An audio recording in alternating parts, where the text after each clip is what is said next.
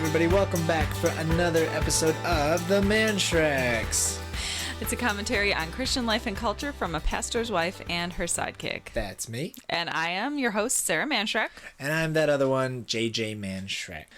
All right. Okay, so this story is... how do I say this? I'll just read you the title because it's a crazy news story. Okay. Woman kidnapped at birth will walk down the aisle with fake dad and real dad.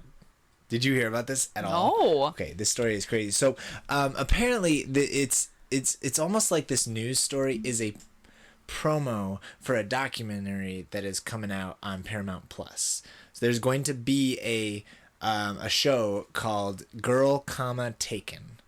Girl Taken, and it's set to air on Paramount Plus. But there is a young woman, and I'm not sure how to say her name, M.E.S.S from South Africa. She spent the first 17 years of her life believing that her dad was Michael, but she discovered that she was actually swiped from her biological parents when she was just a few days old. Oh my gosh. She was stolen from the hospital as a baby, and she had no idea until she was 17 years old. Here's the crazy part. Dad didn't know either. What? So this woman, let me see, let's find her name. All right, so a woman named Lavona Solomon suffered a miscarriage, and she faked the rest of her pregnancy. She had a miscarriage but didn't tell anybody. She faked the rest of her pregnancy, and then she went and stole a baby. Oh my gosh. She stole this baby. Now, this couple maintained that their baby was stolen. Right? Oh my gosh. And so this couple lost their child. So the husband had no idea his wife went through a miscarriage. He had no idea that she stole this baby. He raised this little girl as if it was his daughter who had been born at the hospital. And he wasn't there for the birth? I guess he must not have been. I don't really know how that all came to. So fast forward 17 years, and they live in the same community. That's part of the really crazy part. So this woman, Mish, she was 17 years old, and at school she started at the same. There was a new girl who started at her school who bore an uncanny resemblance to the 17-year-old, a girl who turned out to be her biological younger sister, Cassidy, who was 14 at the time. What? So she's like in high school. I just got like chills. I know. That's it's such a crazy weird story. So she's looking at this freshman. She's probably like a junior or senior, and she's like, this kid looks a lot like me. Wow. And it was enough of a resemblance. So Mish said, I was just a normal teenager up until the day I met Cassidy at school. When I saw her face, we had this sensation, this connection. She was shocked, and she said, why do you look like me? We immediately clicked, and we immediately became friends. I felt a sense of protection. Meanwhile, Cassidy, who grew up knowing about her older sister, the 14-year-old knew that her parents lost a baby. She grew suspicious that this might be her long-lost older sister. Whoa. She told her dad, Morn. Morn said he felt an instant connection after seeing his daughter after a long time. So Cassidy decided to present her theory to Mish, who did some digging, discovered her birth had not been registered until she was 6 years old, so she decided to get a DNA test. A test showed that Morn and Celeste were her biological parents, and Lavona, the woman who raised her, is not really her mom.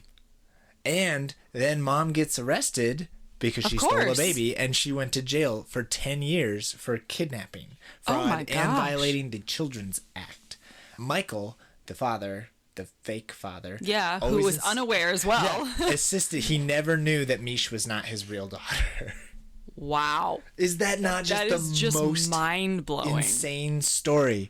Despite there initially being a tense relationship between Michael and Morn, the two dads, Mish says they now have a respect for one another. That is just a crazy story. So she's getting married, and it says, when she gets married to her partner, Justin Sheldon, she plans to have both men by her side. Wow. I want both my dads to walk me down the aisle. I want them to both have that honor. I was raised by and I lived with Michael, but I have my birth father, Morn, too. My children know them both. My kids play regularly with Michael. He is their papa who brought me up. Wow. And then they also have a pa who is my dad. That is just so mind-bending. I have never heard of a story like that. I thought that was the craziest story I've ever heard. Like, you know, your child is Kidnapped stolen from a hospital. Yup. That's like, Well, wow. and honestly, I feel so bad for this mom, Lavona Solomon. Now, obviously, what she did was horrifying. horrible. But she went through this miscarriage. She's grieving, and her way of processing it was, I just need a baby from somewhere. And that, like, is so awful. Awful. Oh, that's heartbreaking. And so, obviously, it's crazy, though, because she's, like, in jail now. It's like, Mom? Not really, Mom? Like, she discovered... I don't know. It's just such a bizarre series of events. I totally get why they are making a documentary about Yeah, seriously, that's some interesting content there. Although I do feel like this article kind of spoiled it for me. Like I already. Yeah, I don't need to watch the documentary now. I Sorry, know the Paramount gist Plus. of everything. Wow. Got snatched by a woman who was dressed as a nurse, as her mother Celeste lay sleeping next to her, like in the hospital. You've got your baby sleeping in that little like glass box thing that they put next to the bed, and she snuck in and took the baby. Just make me glad that I've had home births. Oh, you know what though? That's why they have those locks on the doors. Like when we had our babies, the first one, Liam, when we had Liam in the hospital, they had to buzz me in every time. Yeah, they would absolutely. not let me. Like I went out to go get food and that's and stuff. Good. And I came back, and there was like, you have to like look at the camera and push the buzzer, and they'll let you. I'm the father of this baby, because they lock down those wards now because of this kind of thing. Oh my gosh, that's just horrifying. Oh, wow. I mean, at least it ended, on a fairly okay. I mean, it's not as though she was taken to an unhappy home. She was raised. No, she was still raised in a good situation, but I mean, obviously, it's horrible that her biological parents, had to grieve through that. Yeah, lost their daughter.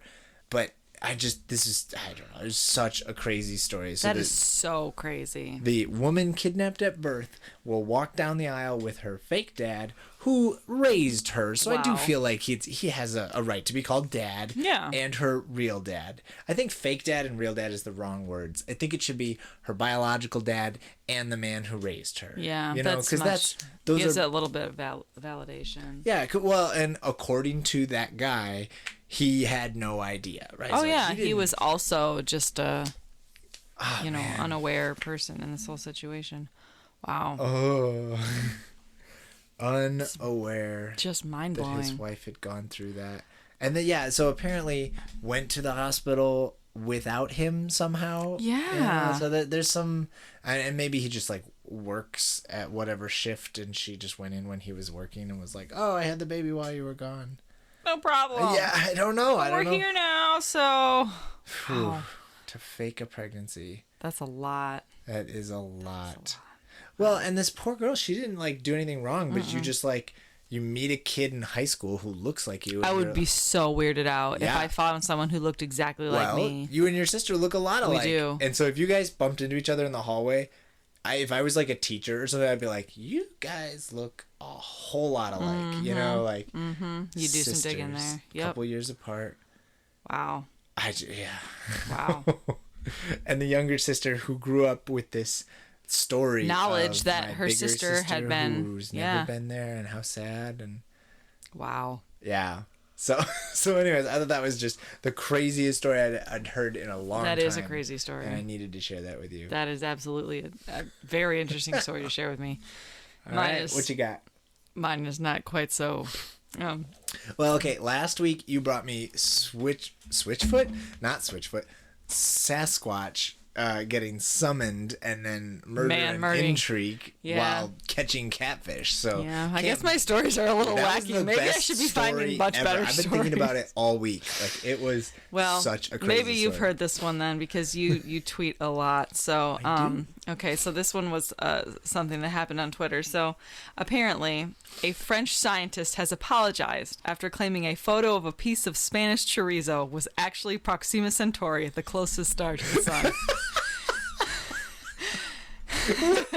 Wait, he tweeted a photo of a red, round object on a black background that he claims was taken from the James Webb Space Telescope. Now, there you have the picture. Took a picture. You need to post this picture when you share this. Yes, I will. It looks like a star, but when you examine it further, you can see that is the fat of the meat.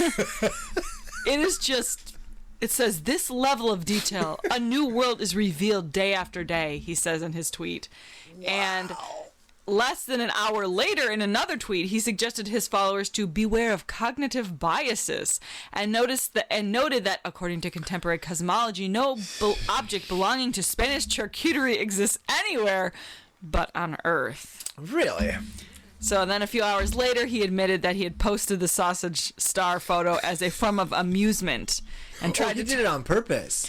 And tried to turn the it was amusement. He did it for fun and tried to turn the prank. It was a prank. Okay, so this wasn't like he did it on accident. No. He did this absolutely on purpose to see if anyone else would catch it. He's a physicist. Like he's a French physicist. I see. Okay. And he said he tried to turn it into a teachable moment, saying, "Let's learn to be wary of arguments from authority and all this stuff." And then he posted a real picture from the telescope and like to show like what everything actually looks like in space. Also pretty cool. But picture. I could not stop laughing at this random picture of what looks like it actually could be something in space. Mars or like a picture of the sun. But it's just a piece of Spanish chorizo.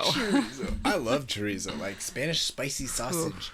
I put that stuff on everything. It's delicious. I wish I could find the little tagline that was. He posts. Oh, this. So just for full disclosure, this was weird news on Huffington Post. You know, we all love the Huffington Post. Yes. But someone is very proud of this. This line here underneath, it says, French scientist trolls Twitter by claiming chorizo slice is actually a distant star, and then it says, you never sausage a star as this. Sausage stars, yeah. I clicked the article fully on that line alone. I didn't even... That makes total sense. That was so ridiculous. Was writing it for you.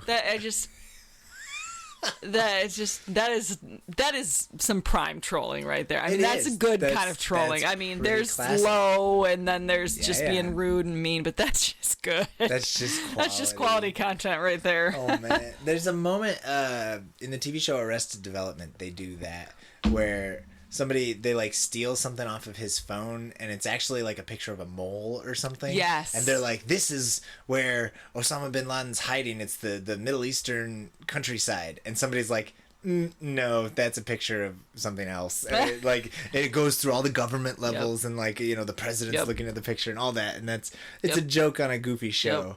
I bet that's where he got the idea. Oh my gosh. Took a picture of chorizo and threw it up. Set it up against the black backdrop and then said, look at this gorgeous star. Wow.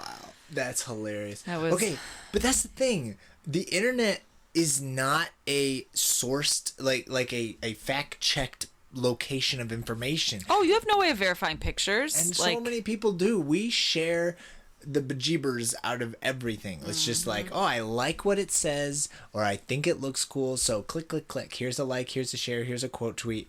I can't tell you how many times, even I have shared stuff, and I've had to like go back and delete it and be like, oh, it was fake. It's not real. Yep. Man, yep. That is so funny. I just couldn't stop laughing at that. So that's a little mean though, because he actually sounds like a reputable source. It's like he's a physicist. Yeah, like he knows a space physicist who has actual access to that telescope said it was from that. That feels valid. You know, it's like if it's the entertainment section of a seedy newspaper that's tweeting this thing, it's like, all right, well, you just made that up. Yeah. I just couldn't stop laughing at that. Confirmation bias. That is a real thing, though. Like, in our culture, because the algorithms are, you know, they are catered based on our likes and interest. If you linger on a post, it's going to show you more of that type of post because it thinks you want to see more of that. Yeah.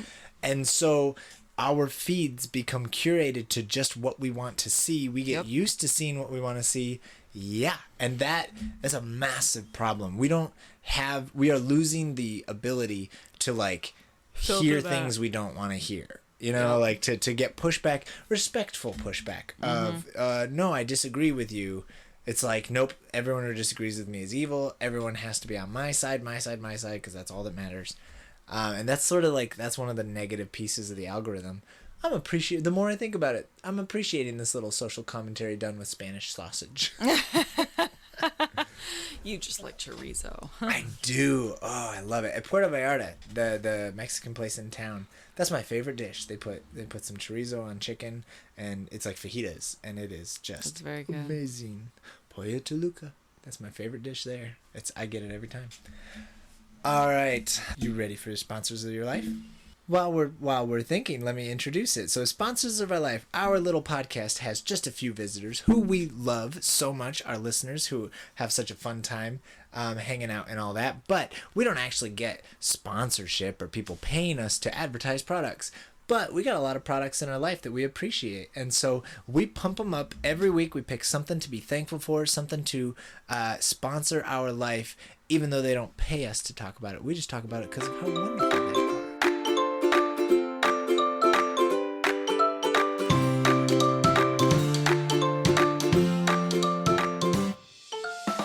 I'll go first. Let's see. So for me, sponsor of my life lately has been my wireless earbuds. I love my wireless earbuds. I carry them around. Like, it was one of those things where I used to be, put the little earbuds in with the wires, right? And you plug it into your phone. And I was like, why would anyone pay for wireless earbuds? That's extraneous. That's only for super rich people or whatever. Like, nobody's doing that. Honestly, since I got my wireless earbuds, I cannot imagine going back to having wires. I love, love, love the Bluetooth earbuds. You pop them out of the case. They pair up to your phone automatically. You push the little button and it starts playing whatever you were listening to. It's perfect for running, perfect for when I'm doing the dishes or projects, because I always was getting those wires caught on stuff. Like while I was moving around my office, I'd get the wire and it would like yank out of my ears. You ever have that? Where you like have your headphones on and you get it caught on something and it like pulls on your ear. Oh, no. First world problems. I don't even like headphones. At all. You don't like them. But anyways, I love my wireless earbuds. They are definitely a sponsor of my life right now. Will they be sponsoring your cancer treatments later in life when that inevitably happens because of the type of device that you're using? No. Aren't you worried that thing's going to give you cancer? Well, now I am. Sponsor of my life. I guess this week, I don't know. I guess it would have to be Target again. I know I've done Target before, but like we spent a lot of time at Target lately. But truly, this will, I guess, cycle back to, we went to the beach on Friday with family, and I did not realize how much joy those inflatable beach toys would bring the kids. Like the rafts that I bought on clearance, not even on clearance, they were on sale like months ago at Target that have been sitting in my beach bag that I have not used. They finally got put to use on Friday. The kids just absolutely loved them, and for like less than $10 for all three of them, I think Target was really just a great it was a great investment, I'll say. Yeah. So I don't know. And then we went to Target again this week, and they pulled through with the back to school shopping and jeans that we needed. So it was great. Their clearance rack was very awesome good this week. It was all right. I like that. Target and wireless earbuds sponsoring our lives this week. Oh yeah. Boom. I love it. All right, so it is time for a brand new segment that I am very excited about because it has a ridiculous name that I'm quite proud of. I know nothing about this. This is the Mannschreck Environmental Stewardship Strategies, M.E.S.S, because we got to talk about this mess. Oh my gosh. Your eye roll was worth it. That was very good. I did not approve this. All right, so this has been something I have wanted to talk about on this podcast since before we made it. Like, you and I are both kind of like environmental nerds, and we always are looking to do our part and help out. And just honestly, we just want to be good stewards of God's creation. As Christians, we believe that God has given us this beautiful little blue ball to take care of this world that we got to take care of, and we're doing a kind of a bad job. And one of our frustrations has been that when they talk about it in popular culture, they really just zero in on the one thing. Everybody wants to talk about climate change and gas, like CO2 emissions, right? Cars. They want to talk about gas and cars. And it's frustrating because I grew up with a far more like holistic look at taking care of this world, right? I'm far more concerned about like pollution and garbage and recycling, and we have this throwaway culture where all of our products are disposable. You buy everything, even the best stuff lasts a couple of years, then you throw it away and get another one. From our clothing to, even our food comes in ridiculous packaging, and the waste and the landfills and all that stuff. And so this is something we both care about a lot. Not to the doom and gloom levels, I think. I don't think either of us is like, the world's gonna burn up in, 2 years or whatever. Well, you don't know what I think. Okay, well, tell me. What do you think? No, I'm joking. You're right. We're pretty trying to keep a level head about things. Well, I just think we both want to do better, and we do think that the world is, not going great, and we're not doing a very good job of stewarding our creation that God has given us. But at the same time, we have no interest in like lighting our hair on fire and running around panicking, Yeah. So You would look terrible without hair, so that's definitely not something you would do. Also, your hair product is very flammable, so very I would flammable. This really, would really not worried. be a good look for me. Whoa, is my hair out? Sorry. You can cut that part out. No, we need that joke. It has to stay. Disney references are quite important to our relationship. Let's talk about that. All right, so the Mannschrecks are going to talk about environmental stewardship. Okay. Got to talk about this mess. So I wanted to talk about, because I thought, what I thought I would do today is actually bring in another Midwest moment. But then I got to thinking about it. I was like, no, I really want to talk about food waste today. And so first is the Midwest joke, because people in the Midwest, we do not throw away food. That's wasteful. We put food in Tupperware and then put it in their fridge and then let it go bad. And then we throw it out 2 and weeks then later. we throw it. Yeah. What? No, you're saving those French fries. Are you going to eat them? No, but we're taking those things home. Yeah. That's exactly right. We have this block where we do not throw away food. You keep it as leftovers, but so often it goes bad in the fridge, and then we scrape the moldy stuff into the garbage, and then we have to wash the dishes and all that kind of stuff. And so I found an article from thegreatest.com. It's about how to help the environment, and there's a ton of different ways to help, but they have a whole section on reducing food waste. Yes. And so I thought this would be cool to go over. Everyone talks about how much food we eat, and what about the food we don't eat? And this is a number that I found staggering. Americans throw out 133 billion pounds of food each year. Oh my gosh, that's heartbreaking. That means about 40% of our food supply goes straight into the trash. 40. And people in our country are starving. Yes, this is what's so terrible. If people around the world save just 1/4 of the food that we now waste, you could end global hunger. There is Oh my gosh. so much food in the world, and we are instead of filling empty plates, wasted food usually ends up in landfills where it eventually turns into destructive gases and called methane. Wasting food squanders resources like water and energy that went into the production of that food. So here are some ways to shop and eat more efficiently to waste less food. And I thought this was such a great idea. I was like, holy smokes. First off, let's go back to that number. 133 billion pounds of food every year from just the country of America gets wasted. We throw out so much food. Tip number 1. They also make little jokes for these. Make a plan, Stan. The golden rule of grocery shopping is to never hit the supermarket hangry, and then tackling the aisles armed with a planned list can avoid a cart that is overloaded with items that will ultimately end up in the trash. Plan out your whole week's meals in advance. That way you know what you're going to make, so you know exactly what you need to buy. You don't Always. generally buy. So tell me about that, because you do this. You do the meal planning thing, right? Oh, I've done meal planning for years. It's so When we handy. first got married, it was mostly just because of budgeting. Like and it still is. I mean, we don't have a ton of money to spend on food, so having With to meal inflation, plan. yeah. Yeah, let's not even go there. But having to meal plan, it really helps me be able to know exactly what we're eating. But then it also helps me, use stuff that's in the cupboard that I have to use up, or, have a plan for whatever's in the fridge or freezer. So yeah, it's very beneficial, I've found. Plus it just eases the weight of, we get to the end of the day and, oh man, what are we gonna have for dinner? It's like, nope, we already got that taken care of. I already know. And honestly, picking what's for dinner, I never expected that to be such a hassle, but honestly, day after day, it's like, oh, we have to pick again something. That's why it's just easier. So if you to just figure it out. plan it out for the whole week, you know what's up. Yep. All right, so this one is new. We don't do this currently, but I love this idea.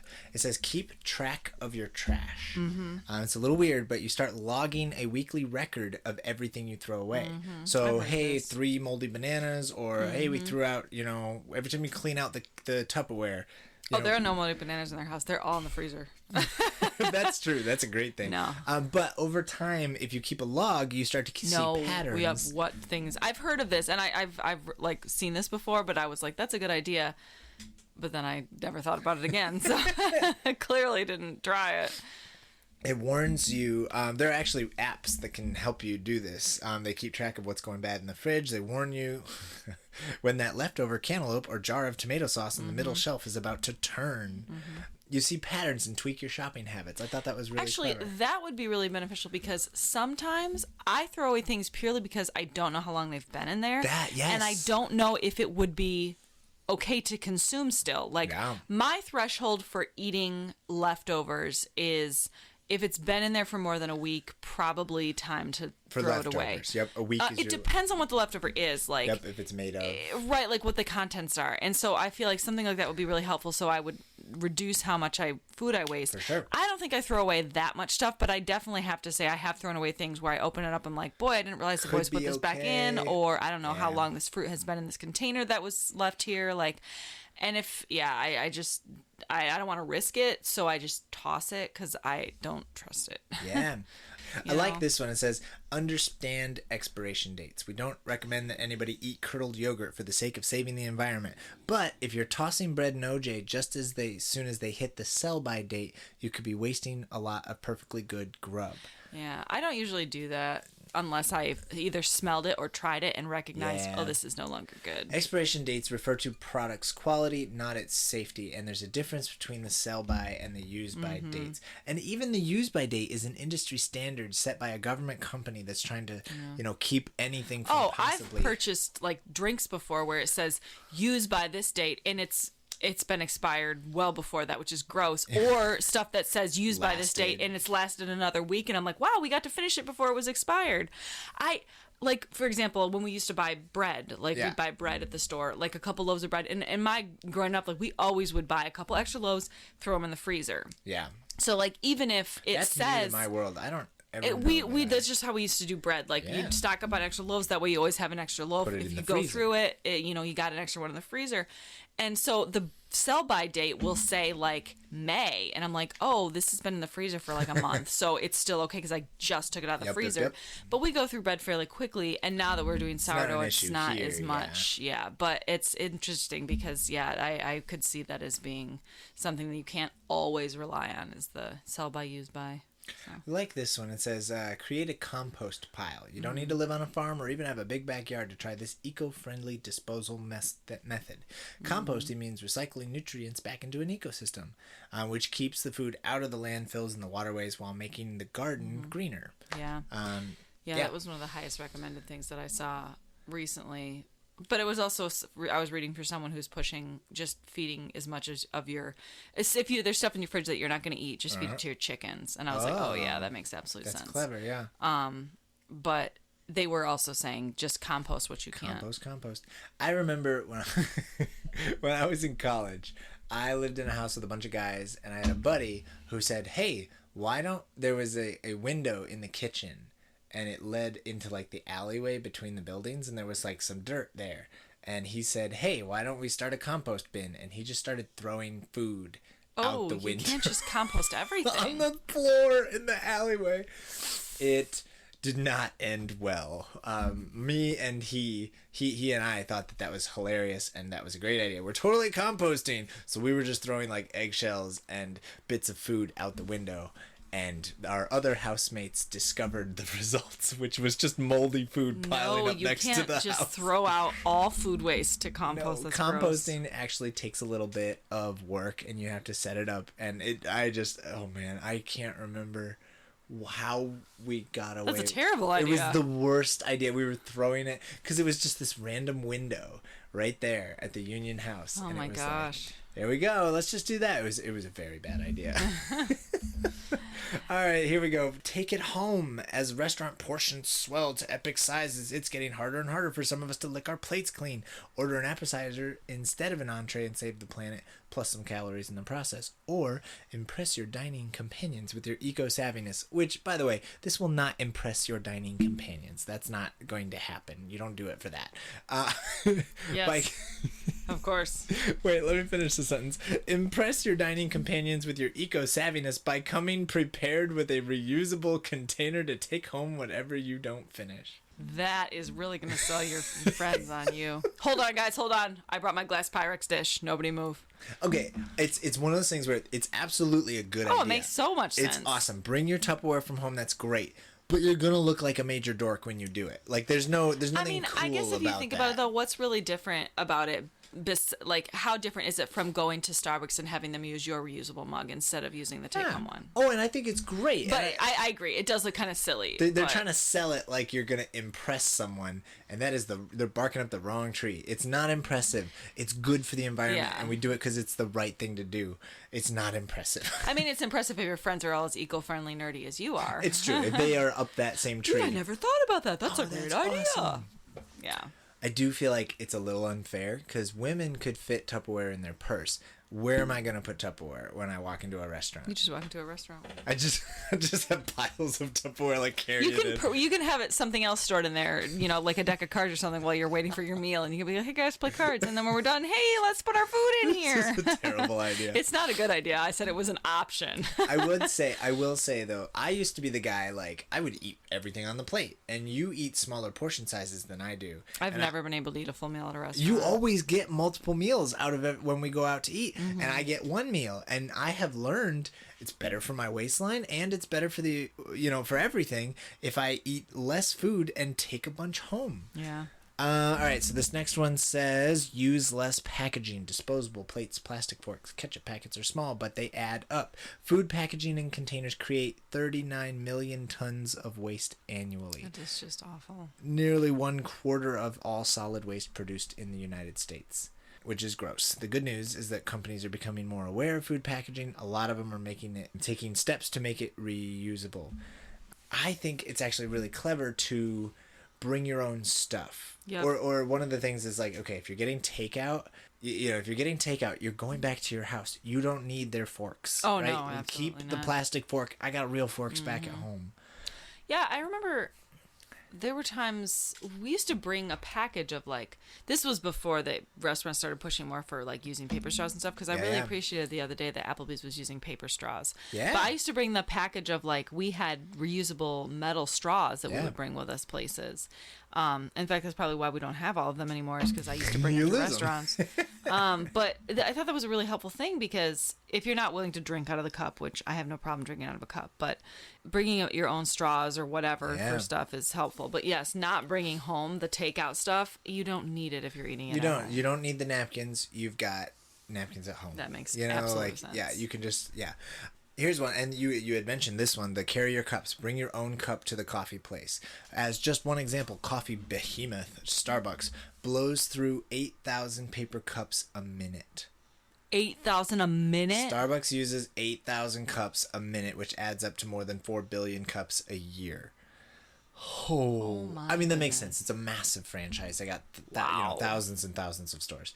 But taking your travel mug makes a big difference. Starbucks and other coffee retailers will give you a discount if you bring your own mug. Yeah. You know what? Honestly, I'm really embarrassed. I hit up coffee shops constantly, and I always just get the paper cup. You have so many travel mugs. I don't know why I thought you were using your... Seriously, it's such an... All right, so I'm going to start. Tomorrow, I'm bringing my own cup. Why am I... Ugh. I do when I thought you were using your own cup. I don't know why I thought you were using your own cup. When I go to a coffee shop and they offer, do you want a house mug or a paper mug? I always get the house mug. If you're sitting there. Yeah. I'll use their cups while I'm there. Yeah. But a lot of places like the big chains like Starbucks or Big B or something like that, they don't have that option. They don't have mugs for you to take. The local places do. Yeah. But okay, carry your own cup. That's a good one. Bulk up. I don't know what that means. Oh, I see. Bulk isn't just a mantra for muscleheads. Buying in bulk buffs up the environment too. Consider purchasing non-perishable foods like pasta, cereal, and nuts in large quantities. One big bag of rice or pasta uses less plastic than 5 smaller ones. Just be sure to seal them up well so they don't go bad before you can use them. Dry stuff, non-perishable foods last for a really long time, so buy the big one. And we need more of, and this will be a hard sell, but is bulk stores that sell items package free in bulk selection. Truly, I would love that. I used to go to the Co-op all the time when we lived in Marquette, and that was one thing I really appreciated, is they would have dried nuts or dried seeds, nuts, dried fruits, cereal, grains, rice, everything in the back. Like, it was more expensive, you know, in the long run. But which is ridiculous. Because it it was a cheaper. Co-op, but it was so much better. I mean, I had no problem going in there with like a mason jar and being like, I'm going to fill it up. And this is, you know, I have my own jar and I fill it up, and then I don't have to use a bag. I don't have to use plastic. I don't have to do anything. I'll tell you, that is the one thing that bums me out the most about our groceries. We do a decent job trying to eat healthy and all that, but everything comes in a plastic bag. Yeah. Shredded cheese. It bothers me. You know, milk comes in a plastic thing or a cardboard thing or a whatever.